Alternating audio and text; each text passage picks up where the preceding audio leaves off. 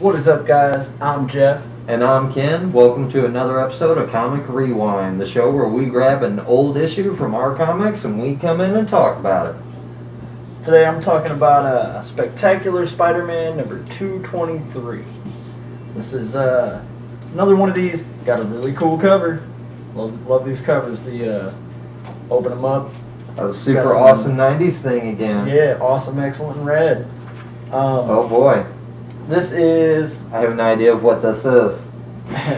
Considering we've established it's 90s Spider-Man. So this is some of the, yeah. It's the Clone Saga. The much unloved by many. This is, honestly, probably right about the middle of the Clone Saga, when shit's getting really weird and kind of stupid. You got Parker breaking out of somewhere, and Parker crying in a grave, and you got the Jackal in a straight jacket.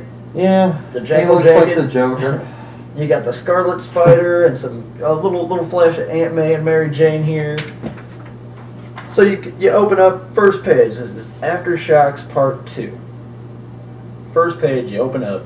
You got the Joker with pointed ears. Yeah, the Jackal. Yeah, pretty much. It's the Jackal singing a Christmas song. Well, not a Christmas song, I'm sorry. He's singing the theme song to the Barney show. Like Barney the dinosaur. Oh, that's... Only, it's a sick, demented... Yeah, it's a sick, demented, I hate them, they hate me, we're a psycho family. If you guys are unaware, the Jackal is a crazy guy that he sucks and he made a bunch of clones. Yeah, genetic scientist gone off. You'll hear about him again, I'm sure. Yeah, he's around. He comes and goes very much. So we open up. The Jackal's being wheeled into an insane asylum, or the Raft, as it's known, or Ravencroft. I'm sorry. Yeah. I missed. So he's being wheeled into Ravencroft. And, after a brief back and forth with the doctors and with J. Jonah Jameson's son, who's working security here,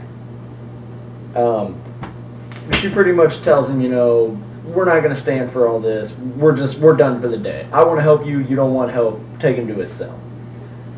So as the doctor and Captain Jameson are walking through, they're talking about how crazy the inmates are and how there's no hope for them, there's no help, they're lost causes. And she reminds him that it's his job just to be security. Just keep them in their rooms, I'll take care of healing them. She's drawing all over with crayons. Who gives lunatic crayons? It's supposed to help. Who? It's this lady. This it looks doctor. Therapeutic. They come to a cell and she's drawing a crib. And a baby. Yeah, looks like a crib and a baby. And a carriage and rattles and binkies. And this is helpful. Well, this leads into this plays a little role. Ravencroft is not a very good institute. No, it's not. Yeah. Like many comic book asylums. It was created, I think, after Carnage got captured or something. Something like that. And it's just another prison where they put Spider-Man villains. Yeah. It really, when insanity plea to get out of prison. We get to a cell, and the person drawing all over the padded cell is Shriek, actually. And after the doctor reminds Jameson that you're not here to pass judgment, you're just here to be security. Let me deal with handling them. And they come to her cell, and they're talking about her and how she has the carry-on disease, which gets brought up previously. The carry-on disease is a disease created by the Jackal, and it pretty much, it's like a rapid aging disease that once it manifests, you start aging, and it's also a really lame villain. Yeah. there is also a lame villain named Carry-On. Who is also a lame Spider-Man villain, much like the Jackal. All goes hand in hand. But the point of behind the drawing the cribs and the rattles and the carriages is she's taking the disease on in her mind as if it were a baby. She's loving it and like she's waiting for it to manifest. She thinks of it as new life, which is a little bit crazy. It looks like a white banshee. Yeah, and like it's kind of crazy because this disease is guaranteed to kill you, and you're loving it. So we leave Ravencroft and we cut to inside the Parker apartment, and it's Mary Jane speaking to who we believe to be Spider-Man from a side shot, to be revealed that it's the Scarlet Spider. Peter Parker's clone. The Jackal made a clone of Peter Parker. He made a couple. A few, yeah. This particular clone has come to terms with the fact that he's a clone and has now taken on a new identity as Ben Reilly. And the cops have labeled him the Scarlet Spider. So now Ben Reilly, at one time they fought over who really was Peter Parker. Yeah, he thought he was. We're not going to go into it. We all know. It hurt everyone. He came to grips with the fact that he's not Peter Parker. But now he wants to help Peter Parker, who seems to be in a lot of trouble. As he talks to Mary Jane about what's going on, we find out that Parker's in a lot of trouble. I mean, if we read the issues before leading up, we would know that Parker is in jail. Parker's in prison right now for the death of Aunt May. This is where we are? Okay. This is where we are. We're at the death of Aunt May. So, Ben wants to help. Ben knows that Mary Jane's pregnant. Big shocker. Yeah, as soon as you said death of Aunt May, I'm like, okay, I know where we are in the timeline. See, we never know what the other person's bringing, so I haven't read this, but I know where we're going. Yeah, Ben wants to help Peter and Mary Jane. He knows they're pregnant. He wants to prove that Peter's innocent. And we get a shot of Peter in the prison, in the visiting center, talking to Robbie from the Daily Bugle. And Robbie's explaining to him that they've got you on forensics, they got your prints, they got everything. Like, they got you. So we get our next cut to is Raven, who is the guy who's trying to pin all of this on Parker. And he's been trying for a long time to nab Parker because he believes that Parker's, been killing people, and he's got they revealed that his face is horribly disfigured, and he believed it may have been Parker that did it. And now he's realizing that they may have arrested the wrong person. After they've looked more into it and they know other things about Parker, partially his alibi, that he may not be the guy. They may be looking at a serial killer who's also trying to frame people. So our next jump is we get to someone who also looks remarkably like Peter Parker, looking at a newspaper article about Peter Parker being in prison. And he says to himself, that looks like me. Who could that be? And I take it that we're talking about Kane. Another one of the clones. Yeah. Kane was the imperfect clone, the first one, and then Ben Reilly was the second one. But it states that the Jackal also cloned Gwen Stacy at one point. I mean, it just goes on and on. He cloned her several times. He had a whole bunch of her. He was like knocking it off with her. Yeah. He had a harem. Yeah. I don't know why he's not doing that now. Yeah, because he's locked up now. Yeah. So yeah, it states that he's woken up. He doesn't know who he is or where he is, but he sees the picture and he's like, "Wow, that looks a lot like me." But I'm not in jail. I'm right here. What could be going on? And it says that his internal senses lead him to a warehouse, and then we cut back to Ben and Mary Jane. And Ben's warning Mary Jane that because Peter was bitten by a radioactive spider, that he has radioactive DNA, so that their baby might be at risk of radioactive illness or superhuman abilities or complications. And she's wondering how he knows all that when she hasn't even talked to Peter about all that. And her doctors have already said that there may be abnormalities.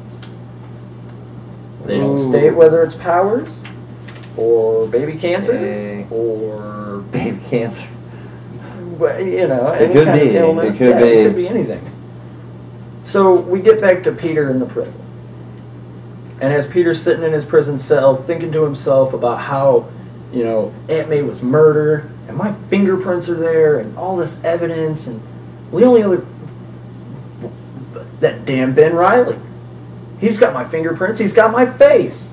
Oh, and I see he does what he probably should have done in the first place. Like what? I don't know. Breaking out of prison just adds to a murder charge. Rips the bars right out of the wall. You know, these bars can't hold me. I got to get out there and find out what the problem is. Why didn't you do that? I mean, you just try to play by the book, trying to be the good guy. Yeah. So he breaks out and scales the fence.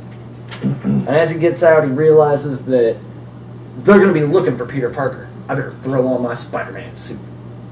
So as he starts swinging through town, he finds Ben Reilly and they start to fight. And I know you framed me for murder. It's going down. The art in this is actually, it's good. Yeah, it is. It's really good. It ain't great or nothing. But I've seen a hell of a lot worse. It's decent. Yeah, so we get, a few shots of Ben and Spider-Man fighting, and Spider-Man realizing, he's got all my power, my same strength, same speed, same spider senses. He knows, he'd be able to know my every move because it'd be his move too. But is he the same me? Does he have the same moral compass? Is he willing to go all the way? I'm not willing to kill, but would he? And what happens if I capture him? Then if I turn him in, he's me. They're just going to say, well, Spider-Man's Peter Parker. And there's two of them. And, so he's thinking about his wife's being outed. He's being outed to the press. Him and his baby being attacked by the mob, or by the media. I almost said the mob. Being attacked by the media. And it shows us that he's still sitting in his jail cell. And it was all just a thought. A fantasy of something, of possibilities, of things he might want to do. Just his anger and what he's thinking. Took him on a little wild adventure. All this? Brought him back to logic that it's not the best thing to break out of prison. Don't break out of prison. Really? All that? All that. So now we get back to Ravencroft. We get back to Ravencroft. And we see, the security guys. The security guys are doing their thing, checking their security cameras. And we see Carnage bad-mouthing them, and he'll break their bones and drink the marrow. A lot of hollow threats like Venom used to give. Yeah. Well, one thing about Carnage, I'll say, I don't really like the character a lot. But they have made sure to keep him the same since day one. Yeah, he's been very consistent. The same crap lines that I don't like, but he's never changed. He's not switching it up. Agent Venom. So we get to Carnage. Who Carnage is talking to is the Jackal. Of course. They coincidentally put themselves side by side with a panel of glass between them. Well, that's what Ravencroft does. We group everybody together so that they can scheme and plot. Exactly. Which undoubtedly is what's going on, and we realize, and it's revealed that the Jackal's been sneaking out after lights out, sneaking out of his cell. And he's been logging into the computers, and he's made a video loop of his cell to look like he's sleeping. So that he can get in there and find these patients. Find a certain patient. One patient. And then we cut back to the stranger, we'll call him the stranger, wandering through town on instincts of, he doesn't know who he is, but something's drawing him where he's going. And he gets there and realizes the warehouse he's at, and he starts having memories and flashbacks of who he is. And then we jump again. A lot of I jumps. was going to say, as soon as you turn the page, I'm like... Yeah, it's a lot of one page here. I see we're moving right off from that. We're Carnage, advertisement, The Stranger. And see, you flip the page and you feel like you're double checking to see if something's missing. If you missed a page, if something... So we get back to Ben and Mary Jane, and well, the best thing, one of the best parts of this book. Previously, when they met and he took his mask off, she asked him to keep his mask on because it was too weird to see somebody wearing her husband's face, knowing that it wasn't him. And she questions. She's like, "You're the first clone of my husband's I've bumped into that I know of." Meaning maybe, Ben and Peter have talked and are on okay terms now. So has it been, hey, I got a date with the wife, but I got to go fight Doc Ock. Do you want to take my spot with the date, or do you want to go fight the Doc? Flip a coin for it, maybe? So are they flip-flopping places here? So by the end of all of his consolations and, trying to be there and the shoulder to lean on while Peter's away and hurt, she's hurting. She gets more comfortable with him, and he always refers to her as Miss Parker. And she pulls his mask off and tells him... He's being the shoulder to lean on. Yeah. He's moving right in there. I look like it. It's amazing that the clone actually told her he was a clone. Like, she's aware, and he's still moving still trying to move right in territory. Yeah. And, look. She takes his mask off for him and says, "You don't have to continue calling me Miss Parker. My name is Mary Jane." 1 second. One thing. Kind of as a consoling. Dude, double dogs. So we jump again back to Ravencroft, and we see that the Jackal has gotten loose. He's running amok, and he found the one person he's looking for, and it's Shriek. Of course. And what he wants from Shriek is he wants her blood that's carrying the carry-on virus, so that he can use it on Spider-Man. Then more advertisements. After he escapes, we come back to the prison for a monologue with Parker again about what if Ben Reilly could be setting him up for murder. Because if it was my clone, he would have the same moral judgment as me. He wouldn't be able to do it. But then again, since he's a clone, he's not me. He never lived my experiences, lived my life. He doesn't know. Could he set me up for murder? Could he? Then we go back to the Stranger. This is a very. I like that panel there. Look, crap. This is crap. Where he's just holding himself. It looks like his face is like melting. Yeah, that's a mental water, meltdown. Ain't it? Oh, is it? Yeah, it's just water. water. I assumed it was supposed to be rain. Yeah, it's just rain. We go back to the Stranger in the cemetery. Now his instincts have drug him to the cemetery. And as he gets there is when everything hits him. He sees the names. And the names he sees are on the tombstones of Uncle Ben and Aunt May. And it all hits him like a ton of bricks. Everything. Growing up, being Peter Parker, getting bit by a spider and being Spider-Man, and at that point he loses it and drops to his knees in an epic-looking picture. I mean, it's amazing art. The story is just absurd. But he drops to his knees in the rain and screams, "I am Peter Parker! Parker! Parker!" Although he's obviously not. Of course. Of course. I mean, of course. But then he realizes that Mary Jane's in trouble, so I gotta find her. Yeah. And that's where we leave off with him. Because he just knows. No, that's where we leave off with him. But there's a secondary story at the end of this. Well, the moral of this is that all Parkers realize, well, once the clones come to the conclusion that they're Parker, they're like, I gotta find Mary Jane. Well, yeah, that's Parker's I gotta go find Mary Jane. That's Parker's goal in life. That's it. That's all that's important. That's all that ever matters. Mary Jane. Yeah. So then we pick up with a whole nother story, a whole nother. This is a part 3. This is the Parker Legacy Part 3. So we're just in the middle of a book picking up in the middle of a story. It makes no sense. But it's a flashback of 5 years ago of Ben Reilly on a bus. And the tire blows out, the bus careens nearly off the road.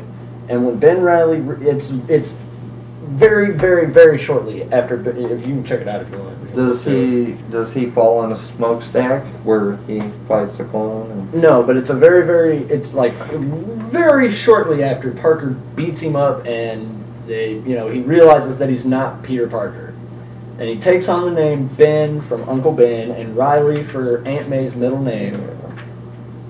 And the tire on the bus blows out, careens nearly off the road, and he thinks to himself, he takes the time, do I save these people or not? That's not my gig, that's Parker's job. I don't even know who I am. I know I'm not Parker. If I was Parker, that's what I would do, is save them, but that's not me. What do I do? And although his body reacts to the danger, and he immediately wants to jump into action and stop this bus from rolling over and crashing and killing everybody. And all of a sudden, the driver gets it under control. And after he gets it under control, Ben realizes what he needs, who he is, and what he wants to be. And he's Ben Reilly, and he's still going to do the Spider-Man job. He just knows he's not Peter Parker, which doesn't make a lot of sense because you're still going to do the job and try to move in on this woman. And really cool pinup art in the back, though. The basis was the art. The second half of the story, which has a lot better writing, and personally I preferred the art in the second story, was written by J. DeMatteis and Joe Romano Jr. I mean, you can kind of see. You know what? I mean, that's actually really good considering it was part of the Clone Saga. Yeah, because for I what mean, a it lot was, of it's just it makes you just not want to read comic books, and I mean, this was nowhere near in the deep end of it. So whatever. Yeah, this was a lesser issue, but it was very jumpy. It was very back and forth. Super cool cover. Quite a bit of confusion in there. At what point, considering you're looking at Peter Parker every time, it's like which Parker are you? They do draw them all differently, though. I mean, they're all supposed to look exactly the same, but they all have like a different style to the way they're drawn. And they look at Parker. They look like Parker, but at slightly different periods in his life. Yeah. So, well, the stranger looks like pre-marriage and baby and prison. The Peter Parker looks like he's been run down a little bit, and then Ben Reilly looks like a Peter in his prime. Well, yeah, that was Spectacular Spider-Man Aftershocks #2. Wow. Well, thanks guys. Thanks for watching. Tuning in to our I guess Spider-Man week, because we both brought a Spider-Man related book, kinda. See you next time. Bye. Don't forget, please like and subscribe.